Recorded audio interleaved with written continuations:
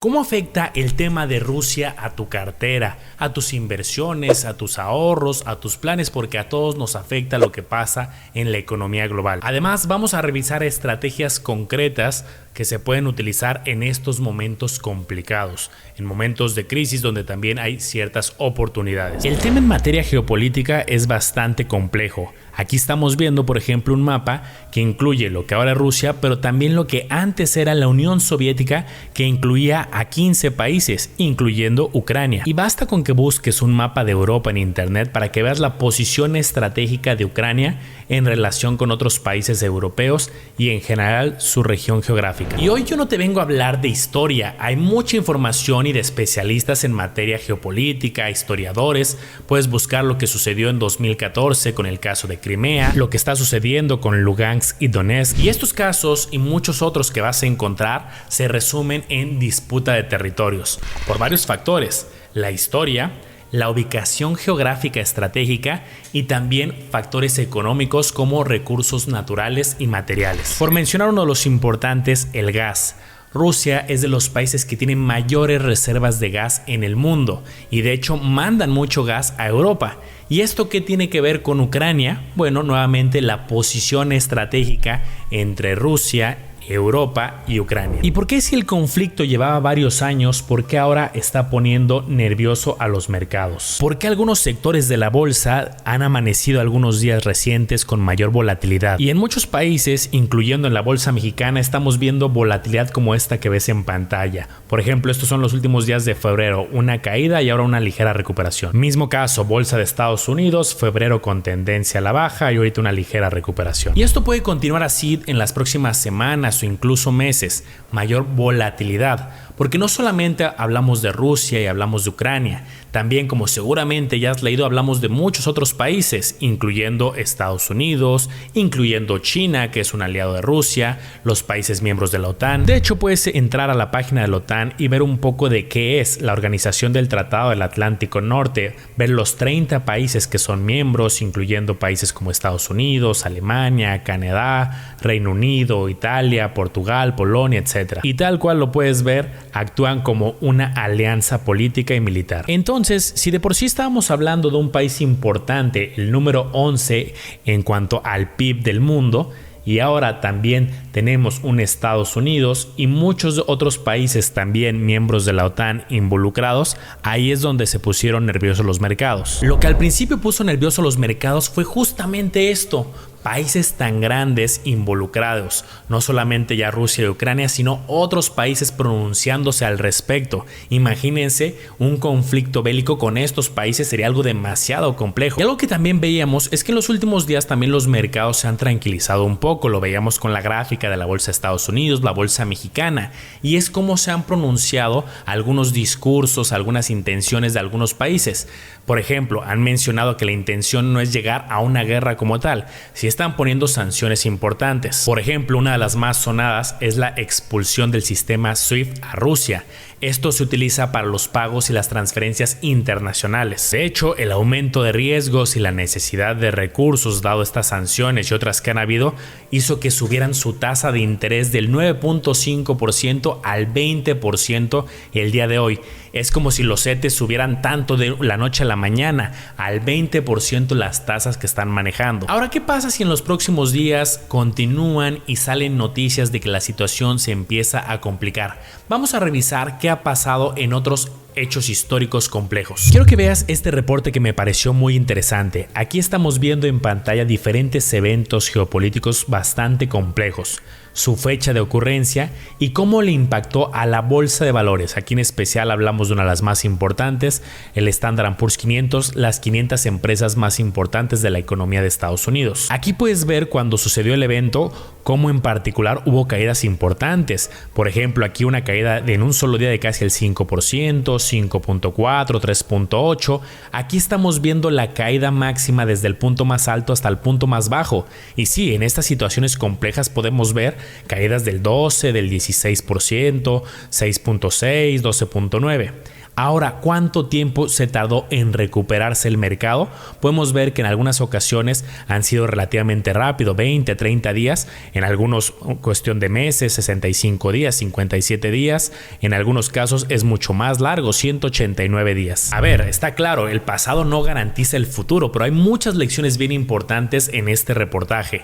En la historia han habido muchos sucesos bastante complicados y hay un tiempo de recuperación, puede ser de días, puede ser de meses, depende de la profundidad y lo complejo que sea el evento. Algo que ya hemos comentado en otros videos es que las emociones juegan un rol importante en el manejo también de las inversiones. Imagínate en estos sucesos cuando la bolsa tiene estos momentos complicados, ahí hay personas que pueden reaccionar con pánico vendiendo sus posiciones y algunas otras incluso podrían buscar alguna oportunidad en estos momentos bajos para de ahí tener un crecimiento cuando exista la recuperación. Ahora, otra pregunta interesante que muchos inversionistas están haciendo es ¿qué hago si a mí no me gusta mucho esta volatilidad o puedo hacer algunas otras estrategias defensivas?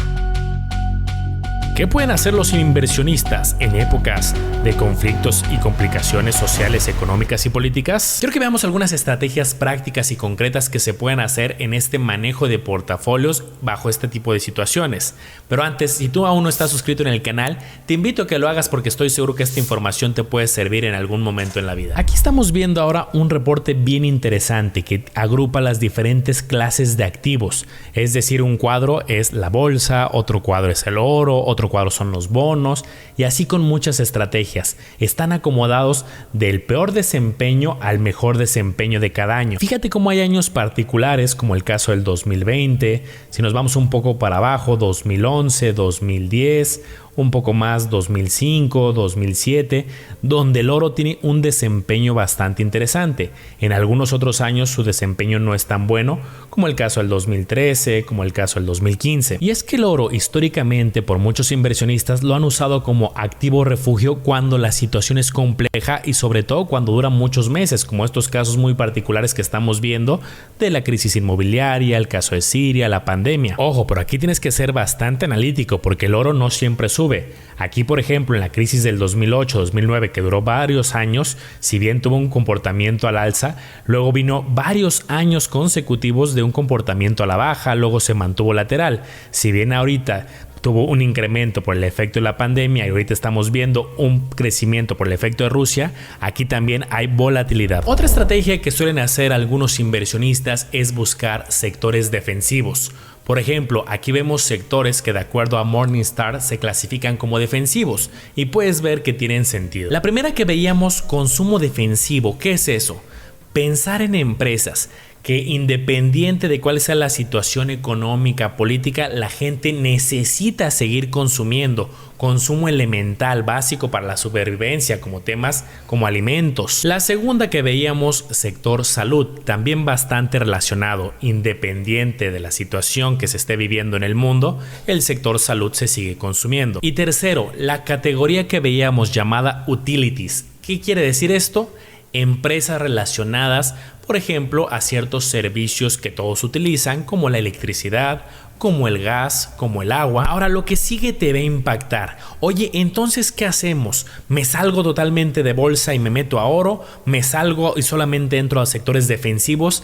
Es un estudio bien interesante que da muchísimas reflexiones. ¿Qué hicieron? Simularon 5 estilos de inversionistas y todos invertían la misma cantidad al inicio de un año durante 20 años. Todas estas personas invertían en la misma estrategia en la bolsa de Estados Unidos en los últimos 20 años. Y fíjate, aquí está la descripción de cada tipo de inversionista de este ejercicio simulado. Le pusimos nombre para hacerlo más entretenido. Patricia Perfecta hace lo imposible. Compra en precios mínimos y vende en precios máximos y así sucesivamente, algo casi imposible. El segundo, Arturo, él no se complica, invierte todo su capital el primer día del año. Segundo, María Mensual, ella invierte una cantidad mensual de manera constante. Cuarto, y espero no sea tu caso, Paco Poca Suerte, él compra en máximos cuando el precio está muy caro y vende en precios mínimos y lo repite. Y finalmente Ignacio el impaciente. Él no tiene tiempo para la bolsa y mejor solamente invierte en CETES, por ejemplo, renta fija gubernamental. Y aquí están los resultados de este estudio. El caso primero de Patricia Perfecta, pues obviamente es la que tuvo mejor desempeño, pero bueno, eso ya hablamos que es casi imposible. Pero quiero que prestes atención en la estrategia 2 y en la estrategia 3 de esta simulación, Arturo y María. En el caso número 2, recuerda, es el que invirtió al principio de cada año y María lo dividió en mensualidades. El resultado fue bastante parecido. Paco, poca suerte, a pesar de que tenía un mal timing para las compras, al final fue constante e invirtió a lo largo de estos 20 años y su resultado no fue tan malo. En el caso de Ignacio, el número 5, en este escenario tuvo resultados mucho menores. Y claro, si tienes las habilidades y las estrategias para hacer la parte de Patricia Perfecta, de comprar en el momento más bajo y vender en el más caro, te felicito, es algo verdaderamente complejo porque depende de muchísimos factores.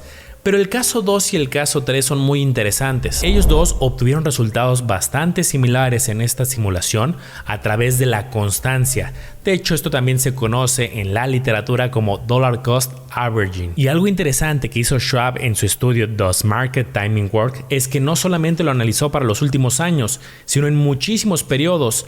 El resultado esperado siempre era que el perfecto era el primer lugar, pero casi imposible, y en segundo y tercer lugar estas estrategias de en medio, en la mayoría de escenarios en muchos años, fue la realidad. ¿Cuáles son las conclusiones? Durante las próximas semanas o incluso meses puede llegar a haber volatilidad e incertidumbre por los efectos geopolíticos que se están viviendo. Hay muchas cosas que se pueden hacer. Algunos buscan estrategias defensivas. Hoy vimos algunos ejemplos como el oro, vimos 3 sectores que son defensivos, pero en sí hay muchas. Tener una correcta diversificación adecuada a tu perfil, tener estrategias balanceadas, no solamente bolsa de valores, sino también existe la renta fija, bienes raíces, la diversificación justamente. Ahora, hay muchos tipos de inversionistas y no es que uno sea mejor que otro, depende mucho de ti. Hay algunos más activos que tratan de comprar en algunas oportunidades más barato y llegar a vender más caro, como el caso de Patricia Perfecta. Es complicado, hay que invertir mucho tiempo y además en la práctica es muy complicado. Otros se quitan de problemas y buscan como la estrategia que veíamos, promediando con constancia, haciéndoles fiel a su estrategia, sobre todo en visiones de largo plazo, y vimos resultados que en la historia han sido bastante constantes. Y algo importantísimo, y déjame insistir, en el mundo de inversiones siempre va a haber algo de incertidumbre. De ahí la importancia de diversificar. Imagínate que alguien hubiera invertido solamente en la bolsa de Rusia porque le veía mucho potencial antes de esta información.